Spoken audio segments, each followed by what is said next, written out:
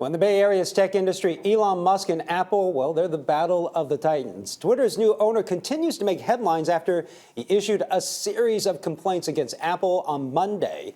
He says the company is against free speech and threatened to start his own phone company if Apple pulled Twitter from the App Store. Joining me now is Dr. Olaf Groth, the professor at UC Berkeley's Haas School of Business. So, interesting little dynamic here. So why does Musk's attack on Apple matter beyond Twitter? Thanks, Ryan. Always good to be back. Never a dull moment with Mr. Musk, and I wouldn't be surprised if he's actually going to make good on his threats. But look, clearly this goes way beyond Apple just pulling $48 million of advertisement off of Twitter. That's peanuts, given that Apple has about $200 billion in cash and investments lying around. This is really a matter of market power. That's number one. And then, as Elon Musk has made clear, one of free speech. And on both fronts, we need to get more clarity on, whether we want to induce change here, right? And a lot of people, such as leaders at Facebook and elsewhere, have said Elon Musk is actually not wrong on this, that Apple does command too much market power. It is a gatekeeper in determining who gets onto its app platform and under what terms. It takes 30% of revenue share for subscriptions. That's a whopper. And so clearly, this is an issue for a lot of app developers, whether they're big or small. And so we're going to be seeing the U.S. government stepping in here with the Open App Markets Act here pretty soon. And I think this is just another bit of fuel on the fire. But yes, this is a situation that I think we need to clarify. And Elon was just at the Apple headquarters. So is there going to be kind of a kumbaya moment here? Well, both have a lot at stake, right? So frankly, Twitter can't afford not to be on the App Store at this point in time because it can't add or very well add any more users. And the existing users wouldn't be able to get upgrades anymore on the App Store. And so, yes, it's a make it or break it moment short term for Musk. And given the threat, which I think is real, he's shown that he can do this kind of hardware play over and over, whether it's Tesla or SpaceX. It is also, I think, a pivotal moment for Apple because it doesn't want Twitter to become a precedent here for other apps like Facebook and others to go off its app store, right? That would be a mini revolution. And it would send a very strong political signal to Washington as well. Yeah. So let's talk about the demonstrations in China slowing the country's economy. So have we reached the peak in China? I don't think we've reached peak China, far from it. Clearly, economically, China is taking a bit of a dip.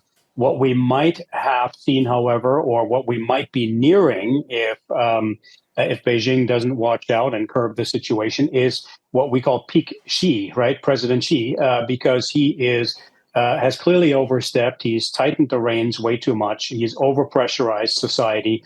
People have been under continuous lockdown regimes for about 3 years now, and that has not just mental health consequences, also public health consequences, because there is no herd immunity to speak of in China.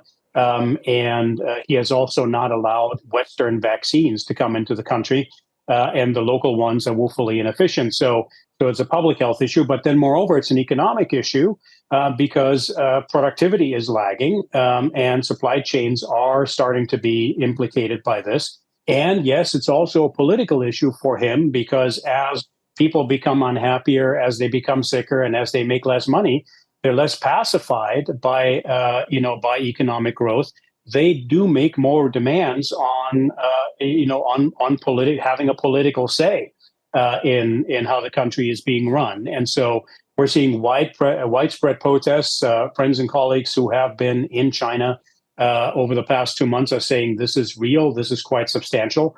We'll have to see whether he can work himself out of this. I think medium term, China will remain a strong player, a pivotal player, a critical player. It is becoming a technology innovation behemoth, and we do need to get used to that and reckon with that and have answers for that. And it is too important for supply chains around the world and will remain so for the foreseeable future.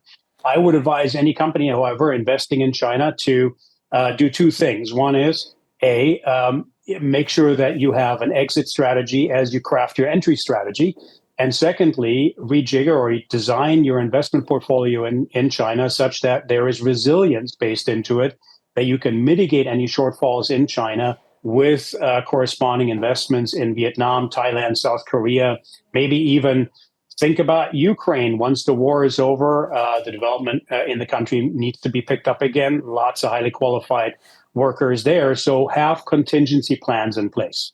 And we're running out of time. I'm going to get this one quick question in. So you mentioned supply chain issues. So with a deadline looming, President Biden signed into a law, a bill to prevent rail workers from going on strike next week. So does this solve the problem of our supply chain issues in our country, or is this just a Band-Aid?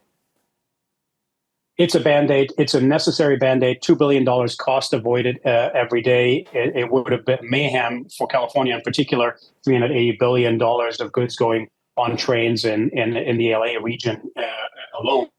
So that would have been a whopper. It would have been catastrophic for the economy that's already a bit shaky. But it does not solve our problem with overly tight design of railway systems. PSR is the term, precision railroading that has driven labor out of the equation and has made everything very tight and overpressurized. And that is really the problem with a lot of global supply chains around the world. And we need to address that, and we don't have the answers just yet. All right, always good information. Dr. Olaf Groth, professor at UC Berkeley Haas School of Business. Thanks for joining us. Always fun. Thank you.